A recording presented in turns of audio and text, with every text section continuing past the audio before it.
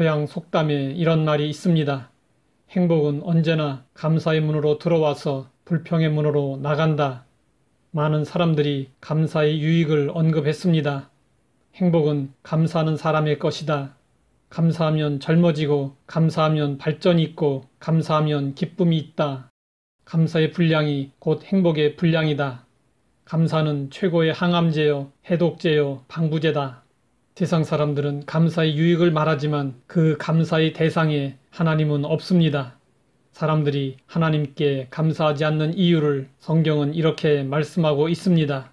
하나님을 알되 하나님을 영화롭게도 아니하며 감사하지도 아니하고 오히려 그 생각이 허망하여지며 미련한 마음이 어두워졌나니 스스로 지혜 있다 하나 어리석게 되어 썩어지지 아니하는 하나님의 영광을 썩어질 사람과 새와 짐승과 기어다니는 동물 모양의 우상으로 바꾸었느니라. 하나님을 알면서도 감사하지 않는 이유는 마음이 어두워졌기 때문입니다. 마음이 어둡다 보니 하나님께 영광을 돌리지 않고 타락의 길로 내려갑니다. 성경은 사람의 마음이 어두울 때 어느 정도까지 내려가게 되는지 보여주었습니다. 하나님의 영광에서 썩어질 사람으로 내려갔습니다. 그 다음 금수로 내려갔습니다. 그 다음 맨 밑바닥까지 내려가 하나님의 영광을 땅에 기어다니는 것들의 우상으로 바꾸었습니다. 하나님을 경외하는 사람들에게 하나님을 향한 감사는 지극히 당연한 일이고 감사할 일이 생기면 그 누구보다도 먼저 하나님께 감사합니다. 그러나 세상 사람들에게는 하나님께 감사하는 일이 결코 당연한 일이 아닙니다. 세상 사람들도 하나님을 알고 있습니다. 하지만 하나님을 경외하지 않고 오히려 대적하고 원망하기 때문에 하나님께 감사할 일이 전혀 없습니다.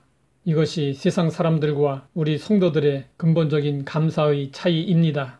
세상 사람들은 조상이나 부모나 자기를 도와주는 주변 사람들에게 감사하는 것이 전부입니다. 이런 옛말이 있습니다. 옷 입을 때 배짜는 여인의 수고를 감사하고 밥을 먹을 때 농부의 노고에 감사하라. 하나님을 알기 전에는 사람이 감사의 대상이었습니다. 그러나 하나님을 알고 나면 하나님이 최우선의 감사 대상이 됩니다. 왜 감사의 대상이 하나님이며 왜 감사해야 할까요? 시인은 찬양하고 있습니다. 여호와께 감사하라. 그는 선하시며 그 인자하심이 영원함이로다. 하늘의 하나님께 감사하라. 그 인자하심이 영원함이로다. 하늘에 계신 여호와 하나님은 선하시며 그 인자하심이 영원합니다. 하나님은 선하시기 때문에 절대로 악을 행하지 않으십니다. 감사해야 할 일만 행하십니다. 그래서 우리는 하나님께 감사해야 합니다. 농사를 짓는 사람들은 잘 압니다. 아무리 과학이 발전하고 농사법이 발달했어도 하나님께서 적당한 햇볕과 비를 주시지 않으면 추수는 불가능합니다. 하나님 없이 불가능한 것은 농사뿐만이 아닙니다.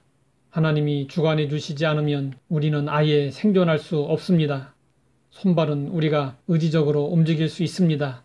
하지만 우리 생명과 직결되는 심장은 내가 의지적으로 어떻게 할 수 있는 것이 아닙니다. 심장은 나의 의지와 상관없이 하나님께서 정하신 창조 원리에 따라서 한순간도 쉬지 않고 박동을 해서 우리 온몸 구석구석에 피를 공급합니다. 인간은 결코 주체적인 존재가 아닙니다. 하나님이 도와주시지 않으면 우리는 제대로 살아갈 수 없습니다. 알고 보면 모든 것이 하나님의 은혜입니다. 하나님의 은혜를 깨달은 바울은 고백했습니다. 내가 나 된 것은 하나님의 은혜로 된 것이니. 바울은 자신이 죄인으로서 심판을 받아야 마땅함에도 용서하시고 사도로 불러주시고 다른 사도보다 더 많이 수고한 것이 하나님의 은혜인 줄 깨닫고 감사했습니다. 범사에 하나님의 은혜가 임하여 있음을 깨달아 아는 것이 감사의 지름길입니다. 그리고 감사를 습관화하여 삶 속에 하나님을 향한 감사로 가득하게 하는 것이 행복의 지름길입니다.